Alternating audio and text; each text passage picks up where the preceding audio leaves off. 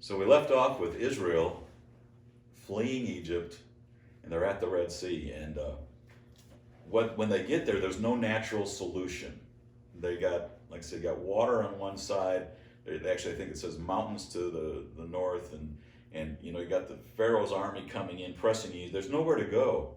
There's no natural solution, and there's a lot of speculation, I guess, about where this crossing was at. If you see a map, you got the Sinai Peninsula comes down like this, like a little V shape here, and some people have had it the Red Sea crossing over here. This is the one leg of the Red Sea, but the other side comes up beside what's now called the Sinai Peninsula and Saudi Arabia, and that's called the Gulf of Aqaba. And I believe that's the actual area where they crossed, and I'll explain that here as we go along. But they were in that place, and what happens is that Moses is instructed to put that staff again over the water, and the sea will part, and they'll cross on dry land. Incredible miracle. God says in Micah 7 that there'll be one day again when he'll do the miracles like he did in the time of the Exodus out of Egypt. So I believe we're in store for something like that in the future still, that something along this line of miracles is coming, something that can be seen by the nations.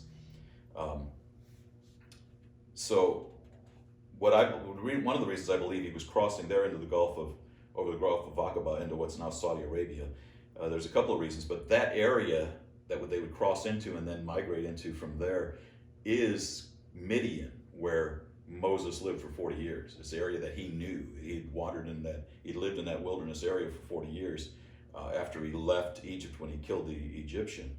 And it's also in Galatians, it says Mount Sinai in Arabia. If you look in Galatians, you can see where it refers to Mount Sinai in Arabia. And that area that we now call Saudi Arabia was part of ancient Arabia. That was bigger than that, but it is part of what we now see as Saudi Arabia. So they go across, they're into this desert land. There's this gigantic group of people crossing over, and God begins to do some miracles for them.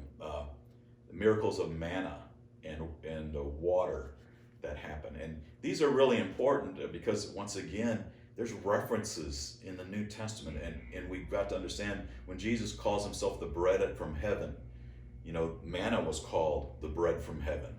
It was the provision for them on a daily basis. Every morning they'd get up and there'd be this stuff on the ground, and they'd pick it up. They said, "What is it?" And that's what manna means. What is it?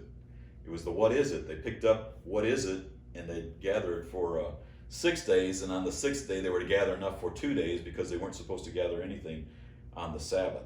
So, but let's look at Exodus 15, just briefly here. It says verse, what did I have down here? 26. God has just provided water for them. They were grumbling. They came to a place and the water was bitter. They called it Mara. Mara means bitter. Mary is the name we get for that, bitter. Mary actually means bitter. Because a lot of lives were bitter at the time Jesus came, and a lot of women were named Mary. But they grumbled about the water, and God provided, showed Moses a tree, and he took the tree and threw it in the water, and the water became good. And he said, verse 26, he said, "If you will give earnest heed to the voice of the Lord your God, and do what is right in his sight, and give ear to his commandments, and keep all his statutes, I will put none of the diseases on you which I have put on the Egyptians, for I am the Lord your healer." And this is one of the places where God reveals himself in a new aspect. And here he calls himself Jehovah Rapha. I am the Lord your healer. And he gives them a promise that if they'll walk in his ways, if they'll do all the things he's said to them, that none of the diseases that have come upon these other people will come upon them.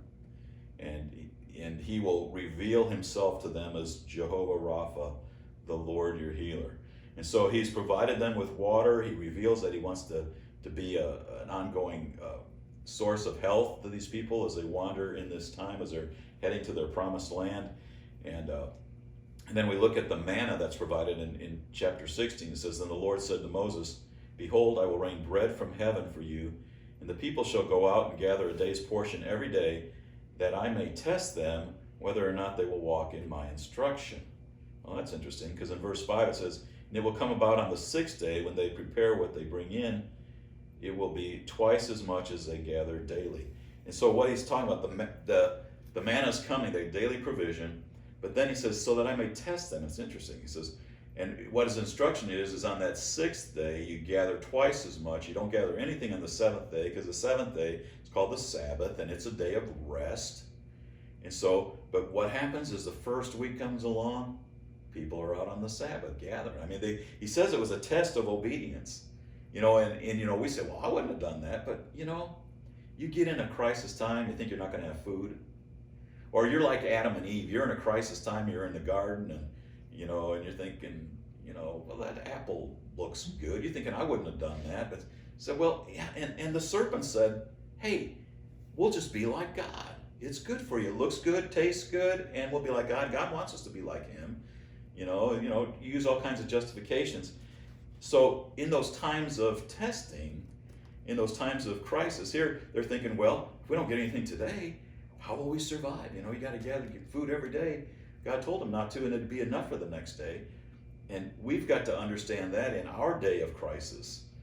Do we hold on to God's word in our day of crisis, or do we go and say, well, we justify and use our own reasoning and think the process out and say, well, I know God said this, but I think there's probably a different meaning. There's a hidden meaning there. He didn't really mean, just kind of rest is a figurative thing, not an actual literal thing. But he actually wanted a literal rest in this case, because it was, once again, a picture for what's coming in the New Testament, which is so important. The Sabbath rest of God, he says in the New Testament, Hebrews 4, is faith. And he wants us to really rest from our own works, from our own labors, that it's not us that performs enough to justify our place with God. It's him, what he does for us, his provision, his manna. Jesus said he was the manna from heaven. He's the bread of heaven. And so for us to understand what God is really saying, it's important, once again, for us to have this background, like in Exodus here. The location of all of this, it's interesting. When we look at when they got to Mount Sinai, they went through a pathway. They found this bitter water. Then they went to a place where there were these palm trees and these wells. And there is a path. I've got a friend that's gone over to Saudi Arabia, and he's actually climbed this mountain in Saudi Arabia that we believe is Mount Sinai. Many people have gone there before. I had some friends from the Philippines that worked in Saudi Arabia, and they've actually taken a bus down and seen this area. And the Saudis have it, the area that I believe is Mount Sinai, they've got a fence around the outside leading into that area, and there's some guard stations. They know it's important. And for years, people have gone in there. Some people snuck in there years ago and took pictures and got arrested. And then a family used to they worked in Saudi Arabia, and they used to, for their vacation, go down there and sneak in and climb around and take pictures. And it's amazing the things that they found. Like, there's a mountain there. It's to this day it's called Jebel al-Laws, Mountain of the Law, in Saudi Arabia. Some of the locals call it Jebel al-Musa, the Mountain of Moses. And it's blackened on top. There are rock altars there's a rock altar at the bottom with figures of like cows.